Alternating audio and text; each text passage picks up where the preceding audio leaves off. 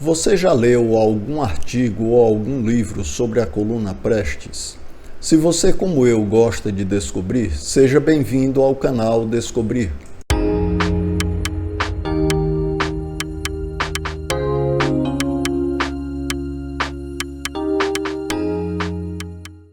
A coluna Prestes, também conhecida como coluna Miguel Costa Prestes, foi um movimento de rebeldia contra o governo de Arthur Bernardes, realizado pelos tenentistas entre 1925 e 1927.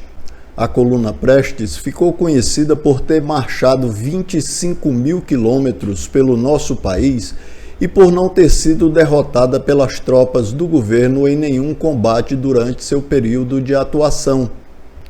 Antes de entendermos como a coluna Prestes surgiu, é necessário saber como se deu a criação do movimento tenentista.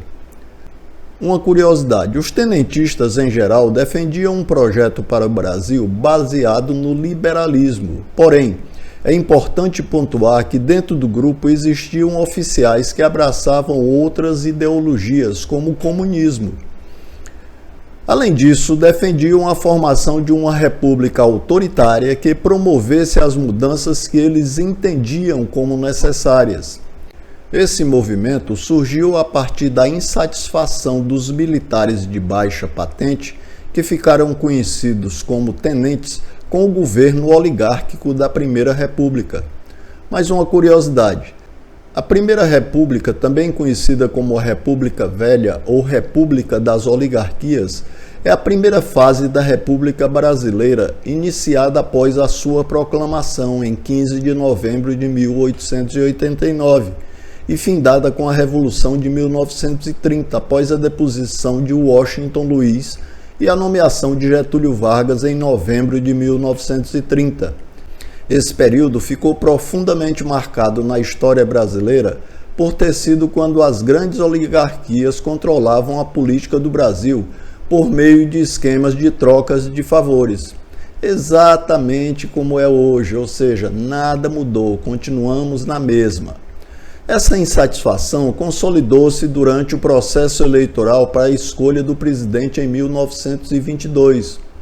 As oligarquias de São Paulo, Minas, lançaram Arthur Bernardes como candidato à presidência, enquanto as oligarquias do Rio Grande do Sul, Bahia, Pernambuco e Rio de Janeiro formaram a reação republicana e lançaram Nilo Peçanha como candidato.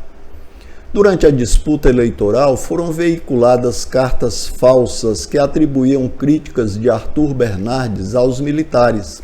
As cartas, mesmo sendo falsas, criaram um clima de inimizade dos militares com Bernardes.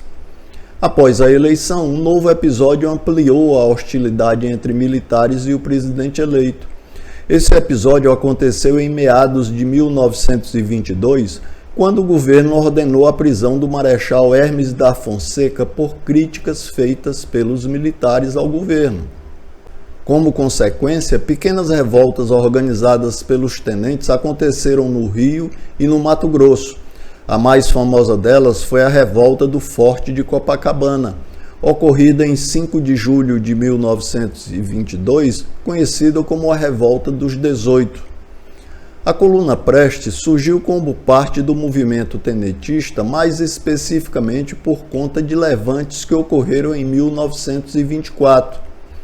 Em julho de 1924, aconteceram levantes tenentistas em diferentes partes do Brasil, dos quais o principal ficou conhecido como Revolta Paulista de 1924. Nesse levante, os tenentistas dominaram a capital de São Paulo por 3 semanas, e após esse período fugiram e instalaram-se no interior do Paraná. Alguns meses depois, diversos levantes tenentistas, liderados por diferentes pessoas, aconteceram no Rio Grande do Sul. A coluna Prestes surgiu da junção dos tenentistas rebelados em São Paulo com os tenentistas rebelados no Rio Grande do Sul. Uma reunião definiu a junção das duas forças, que contava com aproximadamente 1.500 homens, que foram divididos em 2 tropas e foram lideradas pelo gaúcho Luiz Carlos Prestes, Miguel Alberto Crispim Rodrigo da Costa, nascido na Argentina, e o cearense de Jaguaribe, Juarez do Nascimento Fernandes Távora. Além desses, outro nome de destaque da coluna Prestes foi o gaúcho Isidoro Dias Lopes. Os membros da coluna Prestes, conforme definiram as historiadoras Lilian Schwartz e Heloísa Starling, defendiam a derrubada imediata do governo de Arthur Bernardes, assim como exigiam que se estabelecessem o voto secreto, a reforma do ensino, a obrigatoriedade do ensino primário e a moralização da política. Denunciavam também as miseráveis condições de vida e a exploração dos setores mais pobres. Informações não muito precisas dão conta de que em 28 de outubro de 1924 começou o movimento, mas a marcha da coluna Prestes iniciou-se oficialmente em 29 de abril de 1925. Dias antes, Luiz Carlos Prestes e Isidoro Dias Lopes, além de outros tenentistas, tinham se reunido para debater a união das forças. Dessa reunião, ficou definido que Isidoro Dias partiria para a Argentina e de lá organizaria esforços para mobilizar uma cooperação internacional para as tropas que marchariam pelo Brasil. Ao todo, a coluna Prestes marchou 25 mil quilômetros no interior do Brasil.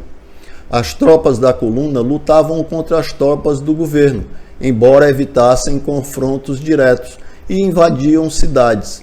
A recepção da população às tropas da coluna era mista. Alguns tratavam como heróis, outros os tratavam com indiferença, frieza e desconfiança.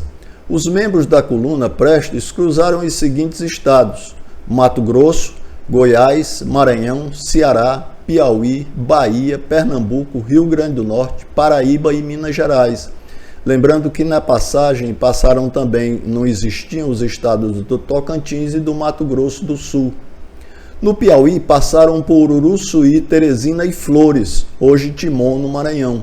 Uma tática adotada por Prestes durante a marcha da coluna foi a de evitar conflitos abertos contra as forças do governo, principalmente quando essas forças eram muito superiores. Uma curiosidade: uma das ideias centrais da coluna era mobilizar a população local à medida que eles avançassem pelo território nacional, mas isso nunca aconteceu. Após mais de um ano de luta, apesar das poucas baixas, os membros da coluna optaram por colocar fim à sua marcha. Os motivos para isso eram o desgaste físico, após tanto tempo lutando contra o governo, o não convencimento da população por onde passaram e o término do governo de Arthur Bernardes. Com isso, em fevereiro de 1927, os membros da coluna Prestes depuseram suas armas e exilaram-se na Bolívia e Paraguai. A coluna ficou conhecida como a coluna invicta, pelo fato de não ter sido derrotada nenhuma vez pelas tropas do governo.